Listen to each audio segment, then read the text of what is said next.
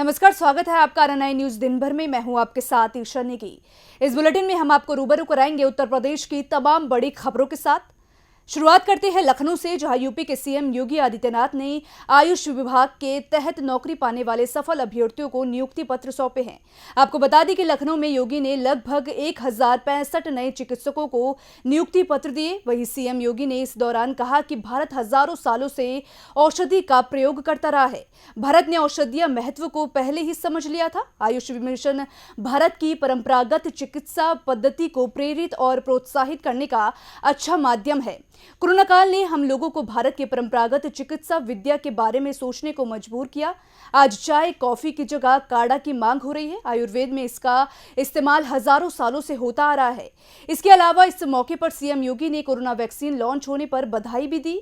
योगी ने यह भी कहा कि एक साथ 2 वैक्सीन लॉन्च कर भारत ने दुनिया में खुद को साबित कर लिया है। इसके अलावा योगी ने आयुष चिकित्सकों को ऑपरेशन की मंजूरी दिए जाने के फैसले का विरोध करने वालों पर चुटकी भी ली। योगी ने कहा कि मुझे इस पर आश्चर्य होता है कि ऐसे डॉक्टरों की बुद्धि पर तरस आता है।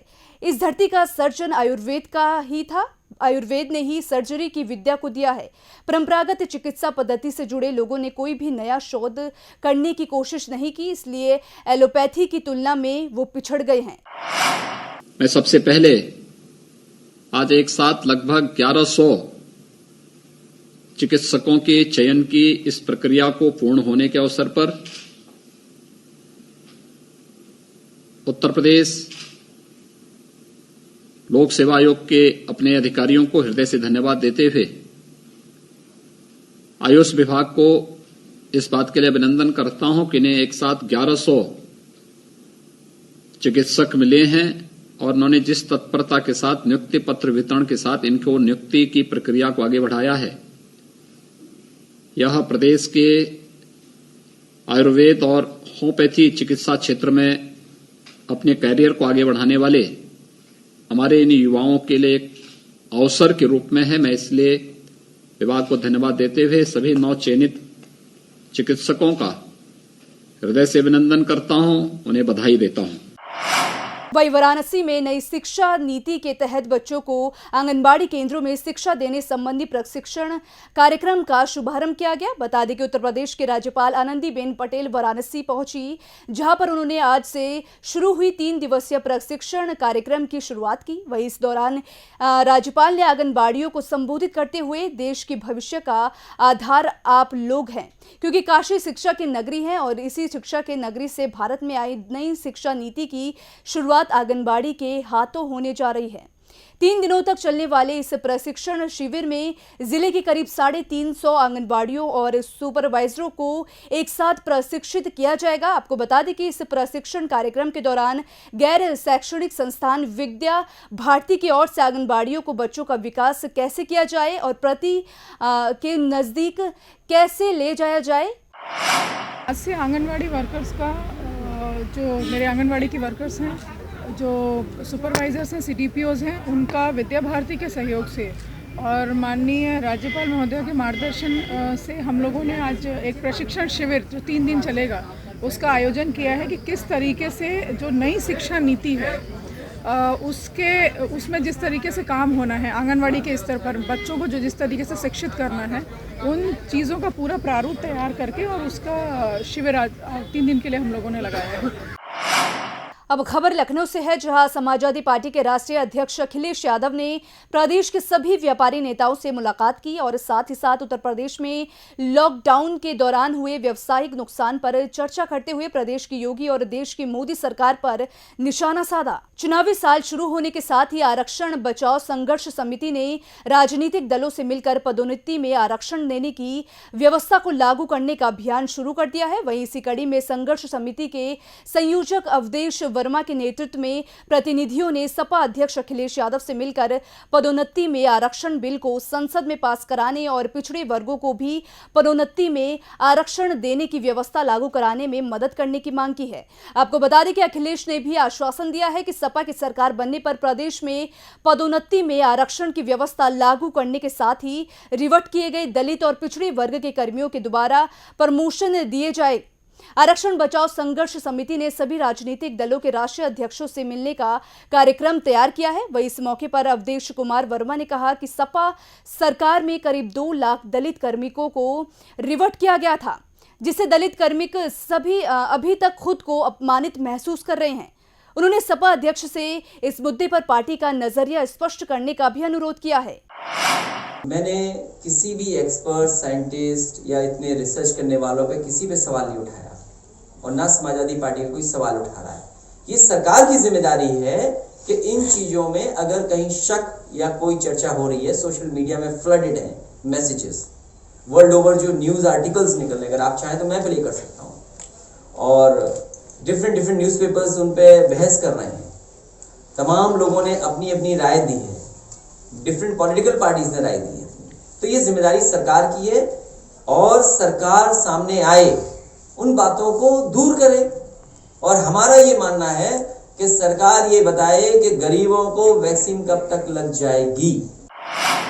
उत्तर प्रदेश में 5 जनवरी को कोरोना टीकाकरण का 1500 केंद्रों पर एक साथ ड्राई रन चलेगा। आपको बता दें कि इसमें टीकाकरण में शामिल सभी संसाधनों का इस्तेमाल किया जाएगा। पोलियो से बड़े इस आयोजन में सरकार कोई भी लूप होल छोड़ना नहीं चाहती है। वहीं यूपी में कोरोना वैक्सीन के ड्राई रन को लेकर अपर मुख्य सचिव चिकित्सा स्वास्थ्य अमित मोहन प्रसाद ने बताया कि हर जिले में 6 स्थान चुने गए हैं। इनमें से 3 ग्रामीण और 3 शहरी हैं। ड्राई रन में कोई कमी सामने आने पर वास्तविक टीकाकरण शुरू होने से पहले सुधार कर लिया जाएगा। आपको बता दें कि टीकाकरण की तैयारियों के बीच कोरोना संक्रमण में भी कमी आ रही है। पिछले 24 घंटे में यूपी में 769 संक्रमित मिले और साथ ही साथ 1 जनवरी को 871 और 2 को 728 नए केस मिले थे। बता दें कि आंकड़े 6 महीने के से पहले की स्थिति में है। 29 से 30 जून 2020 को संक्रमण का आंकड़ा 700 के अंदर था। वहीं 2 जुलाई को 817 मरीज मिले थे। 5 जनवरी को हम पूरे प्रदेश में एक ड्राई रन करवा रहे हैं वैक्सीनेशन का, जिसमें कि जैसा मैंने आपको बताया है कि हर जनपद में, हर जिले में 6 स्थान पर 3 शहरी और 3 ग्रामीण स्थल पर ड्राई रन करके ये देखा जाएगा कि जो वैक्सीनेशन का कार्य होना है उसमें क्या व्यवस्थाएं होनी है, उसका जायजा हम लेंगे परसों पूरे प्रदेश में, ताकि अगर कोई भी उसमें हमें दिखाई पड़ता है कि कोई और सुधार की आवश्यकता है तो सुधार किया जा सके, इसके पूर्व की वास्तविक वैक्सीनेशन स्टार्ट हो। वहीं उत्तर प्रदेश के बरेली में नए साल पर बरेली में 312 सिपाहियों को प्रमोट करते हुए हेड कांस्टेबल बनाया गया। आपको बता दें कि वरिष्ठ पुलिस अधीक्षक के ऑफिस में प्रमोशन सेरेमनी का आयोजन किया गया। वहीं इस मौके पर एसएसपी रोहित सिंह सजवान ने बैच लगाकर कांस्टेबल को हेड कांस्टेबल बनाया। बताया जा रहा है कि जिसमें कुछ लोगों की सेरेमनी यहां की गई है और कुछ सिपाही थानों में और पुलिस लाइन में मौजूद रहे, जिनको सीओ के द्वारा प्रमोट किया गया। बरेली जनपद से 312 जो सिपाही थे, इनका प्रमोशन हेड कांस्टेबल पद पर हुआ है नए साल में।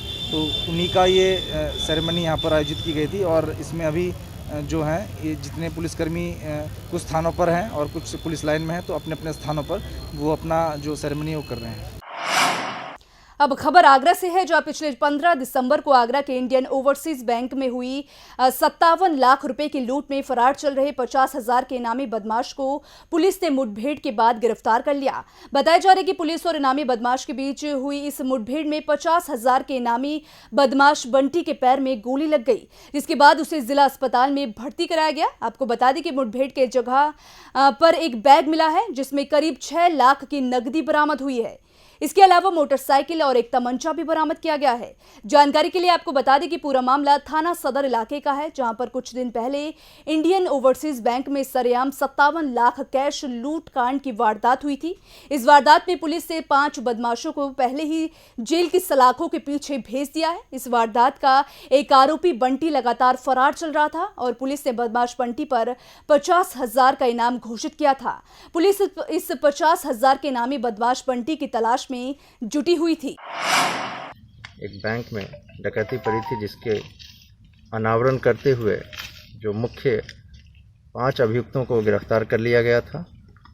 एक अभियुक्त बंटी जो 50,000 का इनामी भी है, उसकी गिरफ्तारी के लिए हमारी टीमें बनी हुई थी। एसपी सिटी सीओ सदर और क्राइम ब्रांच की टीम, थाना सदर की टीम लगी हुई थी। आज हमें उस 50,000 के इनामी अपराधी बंटी के साथ पुलिस टीम की मुठभेड़ हुई है, जिसमें अपराधी बंटी घायल हुआ है, उसे मेडिकल एड के लिए हॉस्पिटल भेज दिया गया है। उसके पास से एक मोटरसाइकिल, अवैध असलहे और बैग में लूटे गए पैसे बरामद किए गए हैं। अब खबर कानपुर से है, जहां नशे में धुत होमगार्ड का वीडियो सोशल मीडिया पर जमकर वायरल हो रहा है। आपको बता दें कि पूरा मामला चकेरी थाना क्षेत्र का बताया जा रहा है। होमगार्ड एक महिला का पीछा कर रहा था, वहीं इस दौरान वहां पर मौजूद लोगों ने होमगार्ड को महिला का पीछा करते हुए पकड़ा तो होमगार्ड लोगों से हाथ जोड़कर माफी मांगने लगा, जिसका वीडियो सोशल मीडिया पर जमकर वायरल हो रहा है। वह इस मामले में संज्ञान लेते हुए आला अधिकारियों ने मामले की जांच के आदेश दिए हैं। अब खबर महाराजगंज से है, जहां पुलिस और एसएसबी को बड़ी सफलता हाथ लगी है। बता दें कि पुलिस ने 45 ग्राम हेरोइन के साथ एक नेपाली युवक को भारत नेपाल के सोनौली सीमा के पास से गिरफ्तार किया है। आपको बता दें कि पकड़ी गई हेरोइन की कीमत अंतर्राष्ट्रीय बाजार में 45 लाख बताई जा रही है।